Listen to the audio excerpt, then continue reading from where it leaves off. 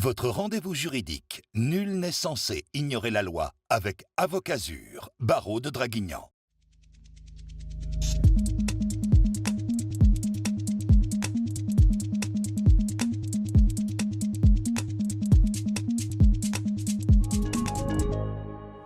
Nul n'est censé ignorer la loi, votre rendez-vous de conseil juridique sur Azur TV. Soyez les bienvenus pour ce nouveau numéro, toujours en partenariat avec l'Ordre des avocats du barreau de Draguignan qui nous accueille toujours dans sa superbe bibliothèque. Pour ce nouveau numéro, nous allons nous intéresser à votre permis de conduire. Et oui, un thème qui concerne tout un tas de gens. Comment conserver votre solde de points ou en tout cas comment le gérer, comment faire face à une suspension de permis. C'est ce que nous allons voir avec Maître Benoît Lambert. Merci d'avoir accepté notre invitation. Vous allez donc nous parler de ce fameux petit papier rose qui aujourd'hui est une petite carte puisque le permis de conduire a changé de forme depuis quelques mois maintenant. Ce qui doit guider le justiciable, le citoyen, le détenteur de son permis, c'est véritablement la gestion de son solde de points. On sait qu'en France, 12 points sur le permis à points. C'est vraiment ça le maître mot qu'on doit rappeler dans cette émission. Oui, tout à fait. Ce qu'il faut avoir en tête, c'est qu'on a deux façons de perdre son permis. Il y a les sanctions judiciaires. Vous commettez une infraction, s'il est prévu par la loi la possibilité de prononcer la suspension ou l'annulation du permis, le juge peut y procéder. C'est pour les infractions les plus graves et en général, les juges utilisent ces peines complémentaires de manière assez modérée. Il faut avoir déjà un beau casier au niveau routier pour que ça soit prononcé. C'est plutôt rare, sauf pour les grosses infractions, grosse alcoolémie, bien sûr les stupéfiants au volant ou les accidents mortels accompagnés de ce type de circonstances. Ce qui nous guette plus, vous et moi, c'est l'invalidation du permis, la sanction administrative. Le fait de se retrouver à 0 point et recevoir le fameux formulaire 48 SI qui vous notifie cette invalidation et l'obligation de le ramener à la préfecture ou à la gendarmerie. Alors, on en parlera de ce fameux formulaire 48 SI. Sur cet aspect administratif, comme vous l'avez dit, on peut gérer plus ou moins intelligemment la perte de points. Tout le monde perd des points. Il suffit de rouler, on peut tous se faire attraper, être inattentif. Et l'accumulation de ces pertes finit par créer des drames. La plupart des gens que je reçois n'ont jamais fait de très grosses infractions. Par contre, ils ont cumulé des petites pertes, 1 point, 2 points, 3 points. Et le mécanisme est fait de telle manière que si vous avez cette perte régulièrement chaque année ou moins de 2 ans, vous finissez avec un solde nul. Malheureusement, les gens viennent nous voir beaucoup trop tard. Ils viennent nous voir quand ils ont su le 48 SI, quand ils sont à 0 point. Alors que si on prend les choses en amont, on peut gérer. On peut gérer pourquoi ? Parce qu'il faut savoir qu'on perd le point à un moment particulier. Quand on paye l'amende forfaitaire, quand on laisse faire les choses et qu'on a l'émission du titre de l'amende forfaitaire majorée, ou quand on est condamné. Et on peut utiliser cette règle-là pour moduler dans le temps le moment de la perte de points. Admettons que vous ayez un permis sur lequel, par l'accumulation de petites infractions, il ne vous reste plus que 4 points et que vous commettiez un excès de vitesse suffisamment important pour pouvoir les perdre. Au lieu de payer l'amende forfaitaire, les gens se disent un excès de vitesse à 4 points, c'est entre 40 et 50. Bon, c'est pas tous les jours, mais ça peut arriver. Les gens se disent j'ai une amende forfaitaire qui est prévue à 135 €, je ne vais pas aller contester, aller voir un avocat, ça coûte beaucoup trop cher. Sauf qu'ils n'ont pas forcément en tête déjà leur solde de points, et d'autre part que s'ils payent, c'est fini. Moins 4, on a beau être heureux d'avoir payé que 135 €, on est à 0, invalidé. Et on perd son permis, et quand on en a besoin pour aller travailler, pour transporter la famille, emmener les enfants à l'école par exemple, les conséquences peuvent être terribles. Ce que vous nous dites, c'est que si au moment où on reçoit cette amende forfaitaire de 135 €, on vient voir un avocat, on ne fera pas sauter ses points, ça c'est une légende, mais on va pouvoir gérer, contester, éviter de payer cette amende forfaitaire pour avoir le temps donc de différer cette perte de points. Et pourquoi pas, on le sait, puisque on récupère aussi des points quand on ne fait pas d'infraction, pour avoir donc cette fameuse récupération qui va nous permettre d'avoir ce petit point, ces 2 petits points qui vont peut-être nous permettre de sauver notre permis et ensuite d'aller faire un stage. C'est tout à fait l'idée. Alors, on ne fait pas sauter les points, c'est une légende. On ne peut pas vous garantir qu'on fera annuler la contravention ou qu'on vous fera l'accès. On va en parler. Ça peut arriver. Mais même si on part du principe que l'infraction est constituée et qu'on sera condamné, le fait de décaler la perte vous permet d'utiliser les mécanismes légaux de récupération. Vous avez l'écoulement du temps. Pour les petits points, vous perdez un point. Au bout de 6 mois, vous le récupérez s'il n'y a pas de nouvelles infractions. Pour les infractions plus graves, le délai est 2 ans. Attention, ce délai peut être porté à 3 ans pour les contraventions 4e et 5e classe. Ça va assez vite. 4e classe, on va y être dès qu'on a un excès de vitesse de plus de 20 km/h. Donc là, on est déjà dans des excès de vitesse qu'on constate plus fréquemment, Beaucoup que plus fréquemment que le 40-50. que le 40-50. Mais les mécanismes sont à chaque fois identiques. Donc cette récupération de points, il suffit parfois de repousser la perte de points en contestant de quelques mois, et hop, vous allez vous retrouver un solde à 12 points. Donc perdre 4 points quand on est à 12, ce n'est pas vraiment un souci. Deuxième possibilité, alors j'ai oublié de le dire, on a également quelque chose qui est méconnu. Au bout de 10 ans, on récupère ces points, même si on a fait des infractions entre-temps. On sait que je perds 2 points, je suis censé les récupérer au bout de 2 ans. Si je refais une infraction dans les 6 mois, je ne les récupère pas, ces points-là. Et ça s'accumule et ça amène les gens au solde de 0. Et 10 ans après, même si j'ai fait des infractions, je récupère mon solde. Donc finalement, vous avez vu qu'il y a 4 délais différents. Ce n'est pas si simple, c'est bien d'être guidé par un avocat pour faire ces calculs. Ça peut être encore plus compliqué dans l'hypothèse d'un permis probatoire. Vous savez que les jeunes permis commencent à 6 points. À 6 points, donc... Et qu'on en gagne 2 par an, 3 si on a fait la conduite accompagnée. C'est assez compliqué, il faut faire ces calculs-là et il faut être guidé. Et comme vous le disiez, l'arme numéro 1, le stage de récupération, jusqu'à 4 points, et on peut en faire un par an. Donc vous vous rendez bien compte qu'un conducteur normal, même quelqu'un qui roule beaucoup, qui va perdre des points, s'il fait un stage par an et qui module ses pertes, il n'y a aucune raison de se retrouver à 0. Donc il faut venir voir les avocats en amont pour pouvoir avoir cette gestion. Et puis, on va peut-être y venir, pourquoi pas obtenir une relaxe si vous n'avez pas commis l'infraction, ou éventuellement utiliser un point de procédure pour faire annuler la contravention, et là, pas de perte de points et pas d'amende. Parce qu'on va voir qu'on peut déceler, j'allais dire des vices, mais ce n'est pas nécessairement des vices, mais en tout cas, des petits... Voilà, alors si c'est le terme parfait, des vices de procédure qui parfois sont assez incroyables, et pour le coup, c'est un avocat qui peut véritablement aller chercher ces vices sans aucune garantie. Il y a des PV qui sont très bien remplis, on en parlera tout à l'heure.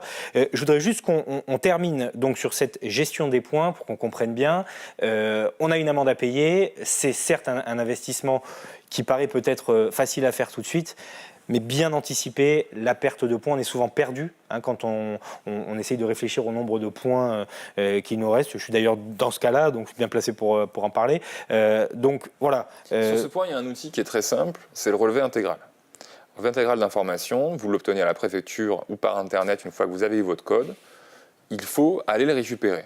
D'ailleurs, quand les clients viennent me voir et prennent rendez-vous, je leur demande de passer à la préfecture d'abord. On ne peut pas réfléchir sans avoir cette espèce de CV du conducteur avec les infractions et les pertes de points associées, parce que pour faire nos calculs et savoir s'il faut payer l'amende, ne pas la payer, en payer qu'une sur 2, parce que parfois ça peut être un calcul également intéressant, il faut avoir cet élément-là et ça permet à tous les conducteurs de savoir où ils en sont. Alors il y a eu des légendes comme quoi il ne fallait pas le demander parce que ça rendait plus difficile éventuellement la contestation des pertes de points au niveau administratif, on en parlera tout à l'heure. Il ne faut pas écouter ces légendes-là, vous avez besoin de ce document pour savoir où vous en êtes et votre avocat vous le demandera. Et puis de toute façon, c'est ce qui permet de gérer le solde et de véritablement savoir où on en est. Il n'y a pas de miracle ou d'invention de ce côté-là.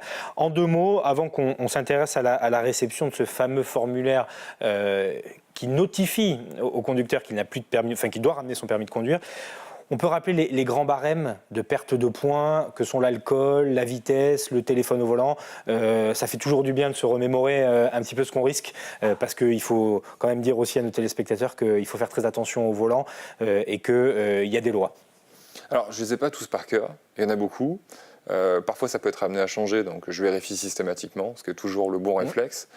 Il faut savoir d'ailleurs que si les gens qui nous écoutent s'amusent à aller dans le code de la route, c'est facile, vous allez sur Légifrance, c'est un service public d'accès au droit. Le code de la route est accessible à tout à chacun.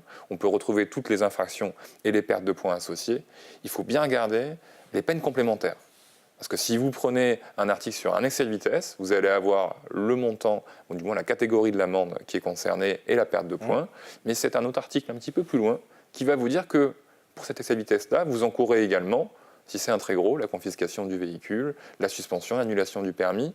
Donc il faut aller chercher relativement systématiquement le texte et les sanctions. Alors, en dehors même des sanctions, on rappelle que la vitesse, l'alcool au volant, ça tue aussi beaucoup. Donc là, on est dans une dimension différente, mais bien de le rappeler aussi, évidemment, il n'y a pas que les points et la sanction judiciaire, il y a aussi parfois des drames à gérer. On reste sur des cas très fréquents d'alcool et de vitesse pour les grosses pertes de points. Sur la vitesse, ça va de 1 à 6. En fonction, alors il y a tout un barème. Sur un dépassement inférieur à 20 km/h, vous perdez 1 point et on est à 68 € d'amende forfaitaire. Et ça va jusqu'à la vitesse de plus de 50, qui n'est pas un délit si ce n'est pas en récidive, qui en devient un en cas de récidive, où là on passe à 1 500 € et 6 points. Vous voyez, 6 points, c'est si vous avez un permis qui est déjà un petit peu entaché par des pertes de points, ça va très très vite. Alors, chose qu'il faut avoir en tête, quand vous choisissez de contester, on n'est plus tenu, au niveau du juge qui va trancher, par le montant forfaitaire. Donc quand vous recevez votre petit excès de vitesse de moins de 20 km/h, qui va entraîner une perte d'1 point, c'est le dernier point que vous avez, vous choisissez de le contester. Il faut savoir que le juge, il va retrouver toutes ces possibilités de sanctions, eu égard au code pénal, et pour cette classe d'amende, ça sera 450 € maximum. Donc, vous le disiez, ce n'est pas une incitation à la délinquance routière, parce que même quand on veut gérer ça, c'est des soucis. Il faut aller voir un avocat, il faut affronter une longue procédure, on est souvent convoqué par les policiers en amont, et on s'expose à des sanctions importantes. Alors, il nous reste peu de temps, c'est pour ça que je vous presse un peu pour qu'on arrive quand même à ce fameux formulaire 48 SI, c'est ça ? Oui. Qui est le formulaire qu'on reçoit quand on n'a plus de points, quand on se fait retirer son permis, qu'il faut le ramener à la préfecture. Que faut-il faire dans ces cas-là, maître ? Alors, 48 SI, malheureusement, les gens viennent me voir quand ils l'ont reçu. C'est souvent un peu tard. En tout cas, c'est tard pour ce qu'on a évoqué précédemment, la gestion intelligente du solde. Vous êtes à 0, si vous avez pris le recommandé, vous avez 10 jours pour restituer votre permis. Attention, on ne conduit plus. Permis restitué égale absence de couverture par l'assureur. Donc même si vous roulez, vous ne vous faites pas attraper, je connais des gens qui le font malheureusement, on en connaît tous, que vous avez un accident, votre assureur va indemniser les victimes, mais il se retournera contre vous, ça peut être catastrophique à tout point de vue. Donc le 48 SI, cette décision administrative et non pas judiciaire qui invalide votre permis, la conséquence c'est que vous le rendez et vous avez 6 mois à attendre avant de repasser votre code. Si vous tardez pour repasser le code, on dépasse un délai de 9 mois je crois, vous devrez également repasser la pratique. Donc ça veut dire plus de travail, la plupart du temps, et puis de grosses difficultés, un problème économique aussi, il faut repasser le permis, c'est très compliqué. Il existe des actions qui ne sont plus devant des tribunaux judiciaires, mais devant des tribunaux administratifs. Alors on peut reconstituer les points, ça marche, il y a des cabinets spécialisés, en tout cas on ne peut pas le faire sans avocat, c'est certain, mais il faut mettre en garde les gens qui nous écoutent sur le fait qu'introduire une requête au fin de contester des pertes de points, parce que finalement on va contester un certain nombre de décisions administratives qui sont toutes les pertes de points qui se sont accumulées, le fait de saisir le tribunal administratif de cette requête ne suspend pas les effets du 48 SI. Donc on n'a toujours pas le droit de conduire. Il faut accompagner. Alors soit on attend la décision, mais les gens vous disent « Maître, ça dure combien de temps ?» Une bonne année, monsieur. Mais vous m'avez expliqué que je récupérais mon permis dans 6 mois si je repassais le code. Donc les gens ont du mal à voir l'intérêt d'aller sur cette procédure. Alors ça n'a d'intérêt que si entre-temps vous vous êtes fait attraper pour conduire sans permis, puisque la décision administrative qui vous recréditerait vos points aurait un effet rétroactif. Ça a sauvé pas mal de monde. Mais si on veut le faire de manière utile, il faut doubler ce recours devant le tribunal administratif, excusez-moi, d'un référé suspension pour demander à ce que la décision d'invalidation soit suspendue pendant la durée de la procédure. Malheureusement, on n'a pas un taux de succès extraordinaire sur le référé suspension. Sur les TA, au fond, oui, on récupère des points. Alors, on récupère des points. Il nous reste vraiment 30 secondes pour conclure, donc on va essayer de faire vite parce que l'avocat a accès au dossier. C'est-à-dire que nous, ce qu'on reçoit à la maison, c'est un avis de contravention. C'est absolument pas le dossier relatif à l'infraction constatée. Donc vous allez aller chercher des points de procédure. Il faut que le lieu précis de l'infraction soit notifié, par exemple, que la photo, vous soyez reconnaissable si vous avez été flashé par un radar. Il y a tout un tas de points que vous allez passer au crible pour vérifier vérifier la légalité, entre guillemets, de l'acte effectué par l'agent de police. Alors là, vous êtes reparti sur la première partie de notre intervention, la gestion en amont avant 48 SI. Donc vous recevez votre avis de contravention, vous allez voir votre avocat en lui demandant s'il peut la contester. Et effectivement, on est relativement démuni avec le seul avis de contravention.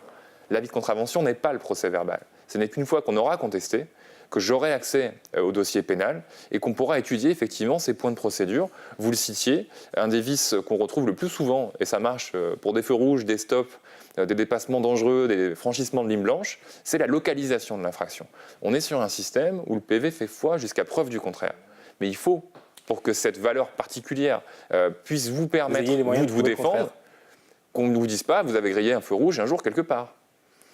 Et il faut que ça soit très précis. Et c'est souvent pas très précis. Et donc, ça nous permet d'avoir des recours. Comme à chaque fois dans cette émission, le conseil, consultez un avocat avant d'avoir perdu tous vos points. Ça sera toujours de bons conseils. Vous allez pouvoir gérer votre solde et éviter les mauvaises surprises, la suspension du permis et puis des problèmes économiques qu'on n'a pas forcément anticipés. Merci beaucoup, Maître Lambert, pour toutes ces précisions. Merci à vous de nous avoir suivis pour ce nouveau numéro de Nul n'est censé ignorer la loi. Et puis, vous le savez, comme d'habitude, nous nous retrouvons dans 15 jours pour un nouveau numéro qui sera consacré à la vente du fonds de commerce.